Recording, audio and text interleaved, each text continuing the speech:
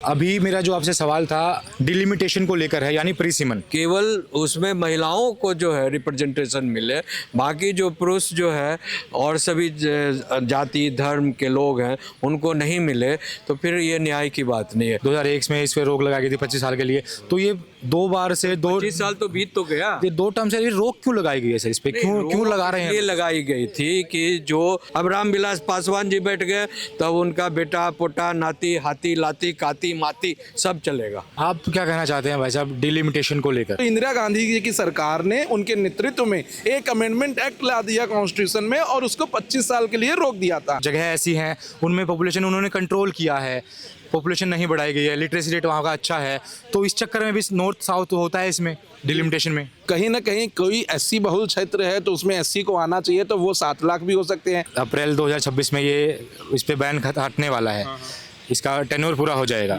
हमें ये चाहिए कि रिप्रेजेंटेशन बहुत ज़्यादा होना चाहिए। इतने चैनल हैं सर, नीचे से प्रतिनिधि से मिलिए, फिर उनके नेता से मिलिए, फिर जिला पंचायत से मिलिए, फिर विधायक से मिलिए, विधायक से जाके तब विधायक सांसद के यहाँ 10 बार खड़ा रहता है, जी हुजूरी करता है, तब जाके एक सड़क कच्ची सड़क पास होती है। सर सबसे पहले तो आपका नाम? ध्रुव कुमार नाम है मेरा, मैं एडवोकेट हूँ सुप्रीम कोर्ट में। ध्रुव जी, अभी मेरा जो आपसे सवाल था डिलिमिटेशन को लेकर है, यानी प्रीसिमन। आपका क्या मानना है, क्या है प्रीसिमन? परिसीमन मुख्य रूप से जो है जो इलेक्शन कमीशन ऑफ इंडिया के द्वारा जो है एक ऐसा सिस्टम है जिसमें जो पहले से तय जो कॉन्स्टिट्यूएंसीज होती हैं कि उसका जो लिमिटेशंस बाउंड्रीज होता है, उस बाउंड्रीज को घटाना बढ़ाना एज पर पॉपुलेशन। जैसे पॉपुलेशन जो है हर ज़िले का, हर कॉन्स्टिट्यूएंसी का जो है आने वाले हर 10 साल 15 साल 20 साल, तो एक 25 साल का एक पैमाना रखा गया है टेरिटोरी के। हर 25 साल में जो है भारत में जो जितनी भी कॉन्स्टिट्यूएंसीज है उसका फ्रेश परिसीमन होगा। उसको बाउंड्रीज के में जो पॉपुलेशन घटे हैं बढ़े हैं, इसको काट कर उधर जोड़ो, उधर को काट कर इधर जोड़ो, उसका एक बैलेंस किया जाता है फेयर इलेक्शन के लिए। हाँ, जाति धर्म और सारे चीज़ का आकलन करते हुए।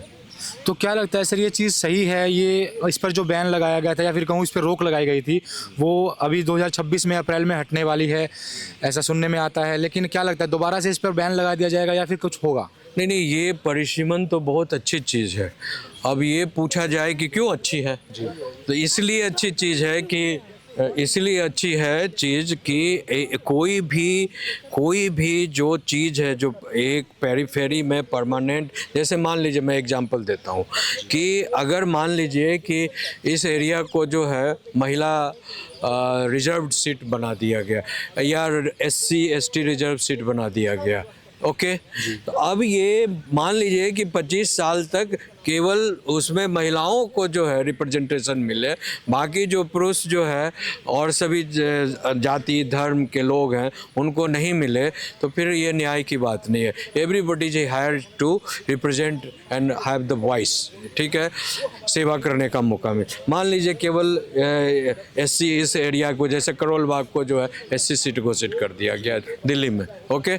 अब वो करोल बाग जो है मान लीजिए वहाँ ज़्यादा जो SC ST, लेकिन SC ST के अलावा तो और लोग भी हैं वहाँ, उनको भी मौका मिलना चाहिए सेवा करने का, पार्टिसिपेशन का, उनको वॉइस को रजिस्टर करने का। तो अब क्या होता है कि परिसीमन में फिर से जो है वो जो इसको काट कर दूसरे असेंबली इलेक्शन में मिला दिया जाएगा, दूसरे असेंबली इलेक्शन के कुछ पार्ट को काट कर इंटीग्रेट कर दिया जाएगा तीसरे चौथे में।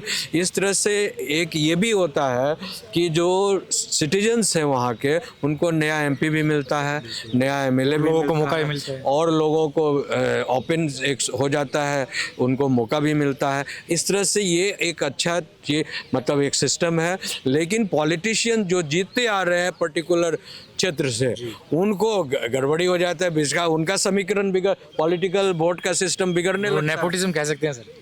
No, it's not a nepotism. मतलब अगर नए बंदों को मिलेगा नहीं, अगर नए कोई MP आएगा नहीं, नए रिप्रेजेंटेटिव नो, नेपोटिज्म कहा जाता है जो आप अपने रिश्तेदारों को, घर के लोगों वैसे ही तो को, राजनीति चल रही है, हाँ, उसको लाए, वो नेपोटिज्म कहा जाता है। और ये एक तरह से कह सकते हैं कि जैसे आप जीत कर गए, अब आप बूढ़े हो गए या बीमार पड़ गए या मर गए, तो आपकी जगह आपके भाई या बहन, बीवी या भाई कुछ भी आ सकता है।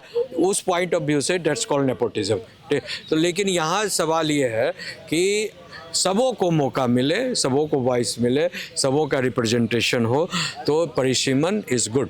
और ये 2026 में तय है, होना है, होगा। इस पर सर जो रोक लगाई गई थी 2001 में, इस पर रोक लगाई गई थी 25 साल के लिए, तो ये 2 बार से 25 साल तो बीत तो गया। ये 2 टर्म से ये रोक क्यों लगाई गई है सर? इस पे क्यों लगा रहे हैं? ये लगाई गई थी कि जो पार्लियामेंट में जो है जो यूपीए सरकार थी, तो यूपीए सरकार में उस समय ये कहा गया कि इस तरह से जो परिसीमन का चेंजेज हो रहा है, तो उनका वोट का जो स्ट्रक्चर है, सिस्टम है, जो देने उनके जो पेरीफेरी में एमएलए एमपी के जो लोग हैं, सपोर्टर्स हैं, वो डिसेमिनेट हो रहे हैं, बदल रहे हैं, तो वो हारने लगे, उनको वोट का परसेंटेज कम मिलने लगा। तो इसीलिए उन्होंने एक नया बिल लाया, अपनी राजनीति के चक्कर में। राजनीति चमकाने के चक्कर में। सही बोला आपने, राजनीति चमकाने के चक्कर में जो है, और अपना सीट को पक्का करने के चक्कर में उन्होंने परिसीमन पर बैन लगा ये दिया। वही तो हुआ सर। अब देखिए, जब सीट पक्की हो गई तो फॉर एग्जांपल एक दादा लड़ा, उसके बाद बेटा आया, फिर वही चीज़ आई ना। सुनिए, आप यहाँ सुप्रीम कोर्ट में है ना, यहाँ भी कॉलेजियम सिस्टम है, तो कॉलेजियम सिस्टम जजेज क्यों नहीं छोड़ना चाहते हैं कि भैया हम मरेंगे, हाँ, तो हमारा बेटा जज बनेगा, हमारी बहू जज बनेगी, हमारा भतीजा जज बनेगा, हमारा जो रिलेटिव जज बनेगा, हमारा जूनियर जज बनेगा। और अगर ये कॉलेजियम हटा दिया जाए तो कोई भी जज बन सकता, हम बन सकते हैं, भाई बन सकते हैं, वो छोटी बहन भी बन सकती है, ये भी बहन बन सकती है, आप भी मतलब अगर योग्य हो तो बन सकते हैं, आप भी बन सकते हैं, समझे ना।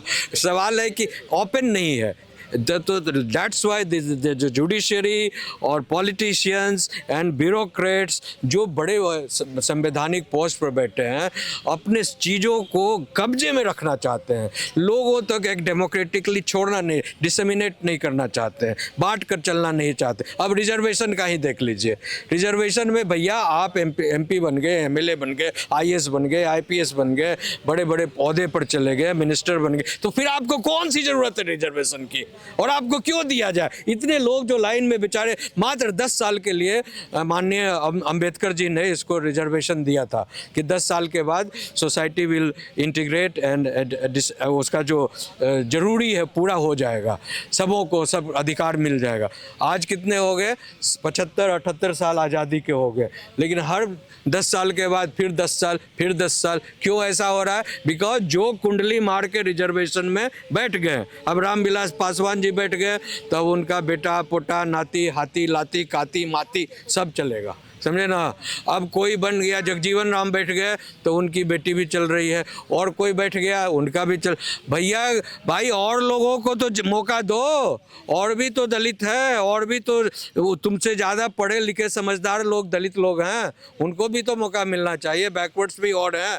तो जो जिस पोस्ट पर बैठ गया, अपना कानूनी सिस्टम बना दिया, ऐसा पेरी ऐसा बना दिया जो पार्लियामेंट से पास कर हो, या सिस्टम ये यूज कर सुप्रीम कोर्ट का ऑर्डर निकलवा दो, और अपना जो है पंगी मार कर बैठ जाओ, उसके बाद किसी का कुछ नहीं चाहिए, हमारा ही चलेगा जी, हम जो कहेंगे वही होगा। आप क्या कहना चाहते हैं भाई साहब डिलिमिटेशन को लेकर? जी, परिसीमन की जब परिकल्पना की गई थी संविधान सभा में, तो संविधान सभा का ये मानना था कि समाज के हर वर्ग को प्रतिनिधित्व करने की जिम्मेदारी देनी चाहिए। जब समाज के हर वर्ग की बात आती है तो बात आती है महिलाओं की, बात आती है पिछड़ों की, बात आती है अति शोषित वंचितों की।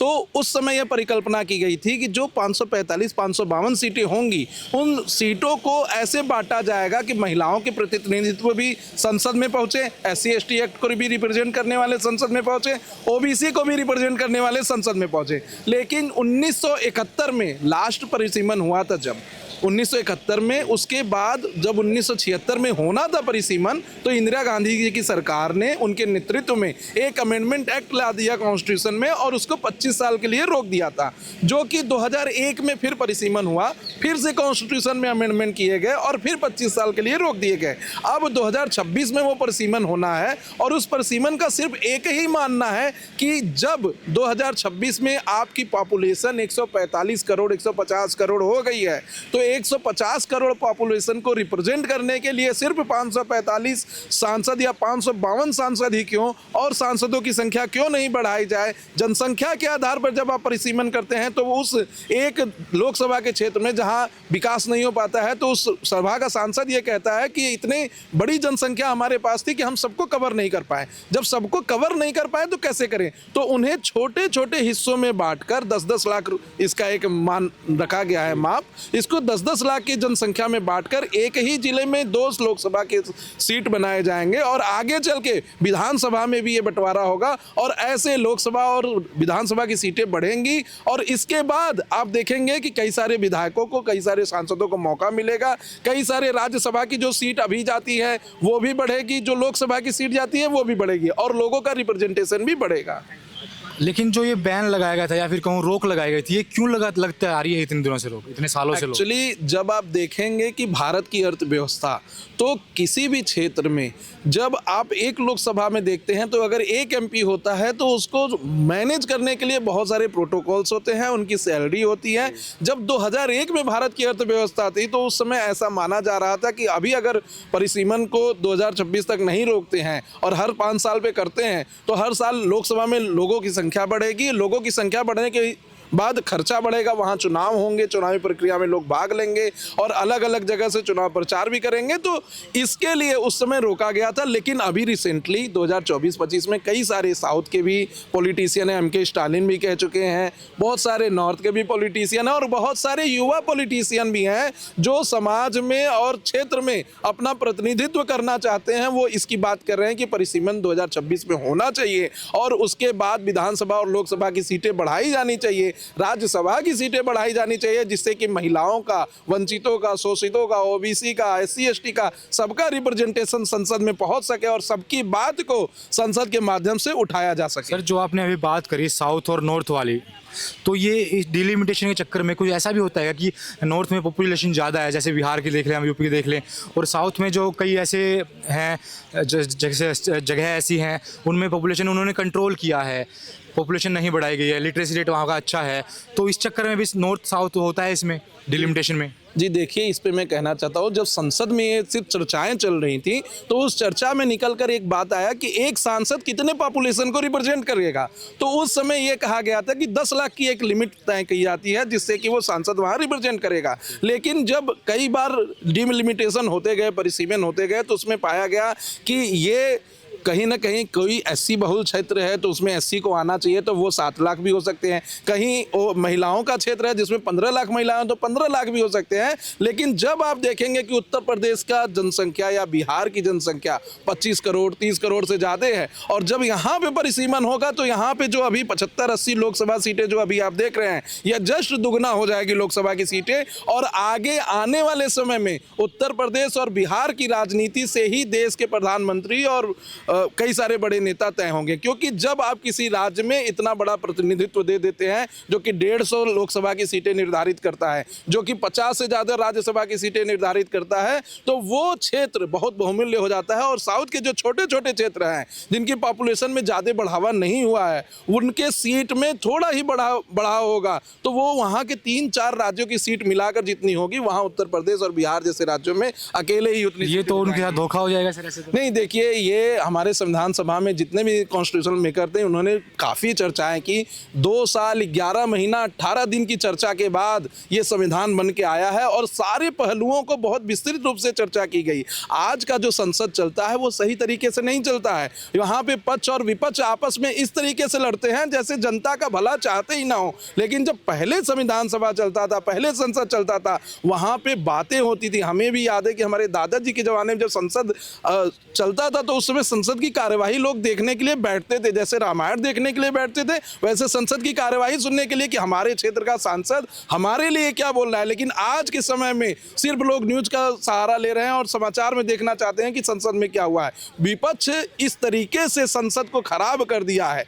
आप विपक्ष के नेता हैं, 100 राज्यसभा लोकसभा के सांसदों को रिप्रेजेंट कर रहे हैं, आपको ये चाहिए कि जो जनता के पक्ष में है उसका आप सही से समर्थन करिए, जो जनता के विपक्ष में है उसका आप विरोध करिए और कह के विरोध करिए। सदन को छोड़ देने से विरोध नहीं होता, आप अपने जवाब से, अपनी बातों से लोगों तक पहुंचाइए कि कैसे विरोध होता है। आप विपक्ष अपना फुल फ्लेज में जो एक विपक्ष का काम है वो कर ही नहीं रहा है, और यही कारण है कि 3 लोकसभा सीटें 3 बार से ये हार रहे हैं, और ऐसा करते रहें तो आगे भी हारेंगे, क्योंकि जनता मूर्ख नहीं है। सोशल मीडिया का जमाना है, आजकल सब कुछ डिजिटलाइज है, सब कुछ अवेलेबल है। अगर आप कुछ भी झूठ फैलाने की कोशिश करेंगे, जातिवाद के नाम पे जीतने की कोशिश करेंगे, या ऐसा लोक लुभावन लाभ देने की बात कोशिश करेंगे जो कि जमीनी स्तर पर टिक ही नहीं सकता, तो वो चीज अब जनता बर्दाश्त नहीं करने वाली। आप जमीन पर जाइए, भरोसा करिए, जनता में काम करिए, जरूर कांग्रेस एक बार फिर से सरकार में आएगी। लेकिन अगर काम नहीं करेंगे तो मुझे तो लगता है कि आने वाली पीढ़ी कांग्रेस का नाम भी भूल जाएगी।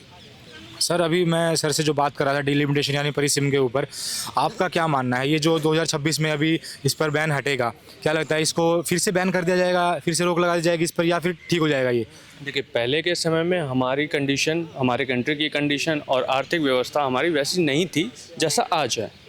तो आज अगर ये 26 में आता है, 2026 में आता है, तो इस पर किसी प्रकार का मेरे हिसाब से बैन नहीं लगेगा, क्योंकि हमारे पास इकनॉमी अच्छी है, हमारी स्ट्रेंथ अच्छी है, हमारा विज़न अच्छा है।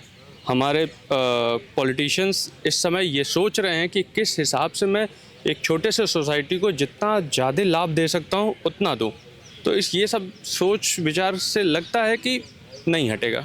आपने बोला सर पॉलिटिशियंस सोच रहे हैं, लेकिन अप्रैल 2026 में ये इस पे बैन हटने वाला है, इसका टेन्योर पूरा हो जाएगा, लेकिन अभी तक कोई बात नहीं कर रहा है इस बारे में, कहीं पे कोई चर्चा ही नहीं हो रही है, कोई डिबेट नहीं हो रही है।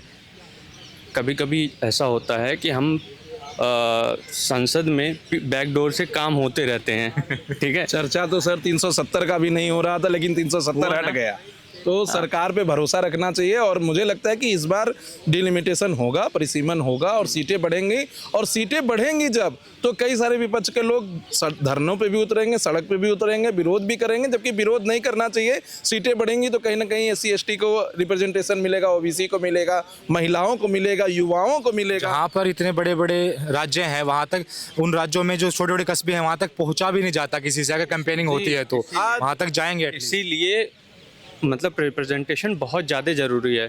जैसा कि सर ने बताया था कि एक सांसद के ऊपर 10 लाख की बिल्कुल होती है, लेकिन अब हमारी जो कैपेसिटी है जनसंख्या में वो ज़्यादा हो गई है, तो हमें ये चाहिए कि रिप्रेजेंटेशन बहुत ज़्यादा होना चाहिए। और छोटे गांव में इसलिए नहीं पहुंच पाती क्योंकि वहाँ के लोग बहुत ज़्यादा जागरूक नहीं होते हैं उन तक, या उनके जो रिप्रेजेंटेटिव होते हैं वो उन तक ही नहीं पहुँच पाते हैं। अगर मान लीजिए एक वकील 100 केसेस देखेगा दिन के, तो मुझे नहीं लगता कि वो 50 केस से आगे पर्सनली जाके देख सकता है, ठीक है। इसी तरह जब एक सांसद या एक विधायक अपने क्षेत्र में घूमेगा नहीं ढंग से और हर जनता पे नहीं पहुंचेगा, तो रिप्रेजेंटेशन या कोई जो सरकार द्वारा लाभ दिए जा रहे हैं जनता को, वो कैसे पहुंच पाएगा? आधे ही जनता में वो ख़त्म हो जाएगा, उसका दिन ही ख़त्म हो जाएगा। एक चीज़ और भी इसमें है कि जब सांसदों को पर ईयर 5 करोड़ रुपए ही मिलते हैं, किसी संसदीय क्षेत्र में 10 लाख लोग हैं, किसी में 20 लाख लोग हैं, किसी में 25 लाख लोग हैं, तो वो 5 करोड़ रुपए का वो 25 लाख जनता में कैसे खर्चा करे? ये भी एक रीज़न है। कौन करता है सर? मैं तो बोलता हूँ ये बात, मैं नहीं लगता कोई करता होगा। नहीं, लाभ मिलता है, और जो बहुत कम, अब मैंने वही बोला ना, लाभ लेने वाले बहुत ज़्यादा हैं, लाभ देने के लिए बहुत छोटा अमाउंट है हमारे पास। इतने चैनल हैं सर, नीचे से प्रतिनिधि से मिलिए, फिर उनके नेता से मिलिए, फिर जिला पंचायत से मिलिए, फिर विधायक से मिलिए, विधायक से जाके तब विधायक सांसद के यहाँ 10 बार खड़ा रहता है, जी हुजूरी करता है, तब जाके एक कच्ची सड़क पास होती है। ये आपने वो बताया है ना कि पहले इसको 10 रुपये फिर 20 रुपये ऐसे। हाँ जी, जो अटल बिहारी वाजपेयी जी कहे थे कि हम 1 रुपये यहाँ से भेजते हैं तो नीचे 16 पैसा पहुँचता है, ठीक वही बात मैं कह रहा हूँ कि अगर ज़्यादा सांसद रहेंगे, कम भार रहेगा, तो वो लोगों से मिल सकेंगे। लोगों आज का सांसद सिर्फ दिल्ली में ही मिलता है, अपने लोकसभा क्षेत्र में कोई सांसद नहीं मिलता। तो इन सब चीज़ों के लिए परिसीमन बहुत ही आवश्यक है, और मुझे लगता है कि गवर्नमेंट परिसीमन करेगी और लोकसभा में सीटों को बढ़ाएगी, विधानसभा में भी बढ़ेगा। जैसे मैं बनारस से आता हूँ, तो क्या मोदी जी हमें मिल जाते हैं क्या? सर भी बनारस से आते हैं, तो हमें नहीं मिल पाते हैं। ठीक है, अगर वही बनारस में 2 सांसद हो जाएं तो हमारे पास एक ऑप्शन रहेगा कि हाँ हमारा सांसद ये काम कर रहा है, देखो तुम्हारा सांसद काम ही नहीं किया है। तो छोटे छोटे हिसाब से बांट दिया जाएंगे तो इजी पड़ेगा। जैसे आपका दिल्ली है, हाँ दिल्ली में छोटा, बहुत बड़ा दिल्ली तो है नहीं, छोटा ही दिल्ली है, लेकिन विधायक कितने ढेर सारे हैं इसमें। तो यहाँ छोटे छोटे लक्ष्मी नगर हो गया, फिर और जगह होगा, कड़कड़ुमा साइड हो गया, तो ये जस्ट बगल बगल में है। तो इनका कंपैरिजन होता है, तो वो डेवलपमेंट या तो ये करेगा या तो ये करेगा, मजबूरी में करना पड़ेगा डेवलपमेंट। तो इसीलिए मजबूरी में है कि उनका तो कर्तव्य बनता है ना। अब मेरे हंसी को आप समझ गए होंगे कि हर चीज़ बोली नहीं जाती, समझनी कुछ होती है। लेकिन जो ये सरकार वाले जो लोग हैं वो सुन रहे हैं, जो या फिर क्या कहूँ, वो सुनना चाहते ही नहीं है, मैं ये बोल सकता हूँ सीधा सीधा। या फिर कोई काम नहीं करना चाहता, या सुनना तो चाहता ही नहीं है कोई। देखिए, ऐसा नहीं है कि सरकार काम नहीं करना चाहती, सरकार काम करना चाहती है, ठीक है, बट उसे थोड़ा कभी कभी हिला देना पड़ता है। देखिए, एक बात मैं कहना चाहता हूँ, कोई भी सरकार हो वो जनता से चलती है। जब संविधान हम पढ़ते हैं तो संविधान की शुरुआत ही होती है हम भारत के लोग, we the people of India. तो जब तक ये जनता सर आंखों पे बिठाई है तब तक सरकार चल रही है। जिस दिन जनता ने उतार दिया, आप याद करिए कि दिल्ली में अरविंद केजरीवाल और आम आदमी पार्टी का कोई स्थान ही नहीं था। अन्ना हजारे एक आए, आंदोलन को चलाया, और बीजेपी और कांग्रेस जो कि इतनी बड़ी पॉलिटिकल पार्टी हैं, इसको इस तरीके से हार का सामना करना पड़ा। तो ये जनता है जो जब पलकों पे बैठाएगी तो आपको एकदम भगवान की तरह पूजेगी, लेकिन जब पलकों से गिरा देगी तो एकदम जमीन पे चाहे सरकार बनाए, जनता चाहे सरकार गिरा दे। जी, जनता का जागरूक होना भी बहुत ज़्यादा इम्पोर्टेंट है। लेकिन सर इस बारे में जो आपसे मैंने अभी बात कर रहे हैं हम लोग परिसीमन की, तो मैंने जो और लोग हैं जो हमारे आम नागरिक हैं उनसे अगर बात करी, उनको समझाया भी, उनसे पूछा भी कि क्या आपको पता है इस चीज़ के बारे में, क्या ये टर्म आपको पता है, लेकिन किसी को पता ही नहीं है। इसका क्या करें सर? जनसंख्या, अब जैसे अब जनता को जागरूक होने के लिए इसीलिए बोला जाता है कि जब जनता जागरूक नहीं होती है तो जो शासक होता है वो कुछ भी करेगा और जनता को लगेगा कि ये हमारा है। लेकिन अगर जैसे हमें अपने देश के बारे में या हमें अपने राइट्स के बारे में नहीं पता होता है, ठीक है, अगर हमें अपने कॉन्स्टिट्यूशन में डीपीएसपी के बारे में नहीं पता रहेगा जब, हाँ, तो हम कैसे डिमांड करेंगे कि हमारा काम ये करना है। हमें एक अपने रिप्रेजेंटेटिव से कैसे बोल सकते हैं कि तुम्हें ये काम करना है, ये काम करना है। और जैसे अगर हम स्कूल टीचर होता है, होमवर्क देता है, ठीक है, बच्चे नहीं करते हैं तो वो डांटता है या मारता है, हाँ, उसी टाइप से जो ये जनसंख्या है या जनता है उसको अपने जो विधायक हैं या सांसद हैं उनके कामों को नोट करना चाहिए। नोट करने के साथ उनका टाइम लिमिट वो खुद ब खुद देते हैं, हाँ, उस ही हिसाब से मुझे ये देखना चाहिए कि आपने ये बोला था, ये 1 साल हो गया या 6 महीना हो गया, ये इतने साल हो गया, आपने ये काम क्यों नहीं किया। और जनता को कुल मिलाकर सवाल पूछने चाहिए, एग्जैक्टली, लेकिन वो पूछते नहीं है, हाँ, क्योंकि उनको पता नहीं है। बस मीडिया पूछती रह जाती है। मीडिया भी नहीं पूछ रही सर, जनता देखिए, नहीं पूछ रही है, मेरे को पता है। मेन स्ट्रीम मीडिया की मैं बात करूँ, नहीं पूछ रहा है कोई। देखिए, मैं बताऊंगा इस पे, जनता जानती सब है, जनता को पता भी है कि कब सवाल करना है। और अभी जो कुछ दिन से मुद्दा गरमाया भी है, कई बार लोग कह भी रहे हैं कि आपकी सरकार है, आप क्या कर रहे हैं। बहुत से लोग ऐसे हैं जो कह रहे हैं कि आपकी सरकार हो के अगर ऐसी चीज़ें हो रही तो आप क्या कर रहे हैं। तो मुझे लगता है कि जनता जानती है और जनता सब कुछ समझ रही है, लेकिन जनता के बोलने का एक समय होता है। और जहाँ तक रह गई ये बात कि मेन मीडिया नहीं बात कर रही, तो उस पर मैं कहना चाहता हूँ कि गांधी जी ने कहा था कि एकला चलो रे। अगर आपने शुरुआत की है तो मुझे लगता है कि आगे चल के आपके बाद कई सारी ऐसे चैनल है जो मेन मीडिया में तो ना लाएं, लेकिन डॉक्यूमेंट्री इसमें जरूर बनाएंगे कि परिसीमन होता क्या है। और यह भी हो सकता है कि 2026 में जब यूपीएससी के क्वेश्चन और इंटरव्यू लिखे जाए तो उसमें भी परिसीमन के बारे में पूछे जाए, क्योंकि ये टॉपिक सबको जानना चाहिए और सबका अधिकार है इसमें। अधिकार है जी, अगर ये नहीं जाना जाएगा तो फिर आगे हमारे जो रिप्रेजेंटेटिव्स हैं वो कहाँ कैसे मिलेंगे हमें? जी, एकदम बिल्कुल सत्य बात है ये कि रिप्रेजेंटेटिव कहाँ से मिलेंगे, हमें युवा चेहरा कहाँ से मिलेगा, हमें स्पोर्ट्स के बारे में बात करने के लिए कहाँ से मिलेगा, हमें अपने क्षेत्र क्षेत्र में जो विकास नहीं पहुंच पा रहा है उसके बारे में बात कहाँ से करने को मिला। तो परिसीमन बहुत ही जरूरी है और मुझे लगता है कि पैमाने में भी थोड़ी बहुत इसमें पॉपुलेशन के अलावा भी कुछ चीज़ों को देखकर और राज्यों को भी समान अधिकार देना चाहिए और थोड़ा सा उनको पुश करना चाहिए कि नॉर्थ वाली चीज हटानी जी चाहिए, थोड़ी सी उसमें साउथ वाला को बुरा ना लगे। थोड़ी सी रिलैक्सेशन देनी चाहिए क्योंकि वो भी राज्य हैं और वो भी अपना प्रतिनिधित्व चाहते हैं। तो उनको कुछ एक ऐसा दायरा बना दे, महिलाओं के लिए बना दे, SC/ST के लिए बना दे, OBC के लिए बना दे कि उनके रिप्रेजेंटेटिव हम इस क्षेत्र में बढ़ा रहे हैं या इस जगह पे बढ़ा रहे हैं, उनके लिए पॉपुलेशन की कोई बात नहीं है। और ऐसे करके समाज को, संविधान को और संसद को आगे बढ़ाने का काम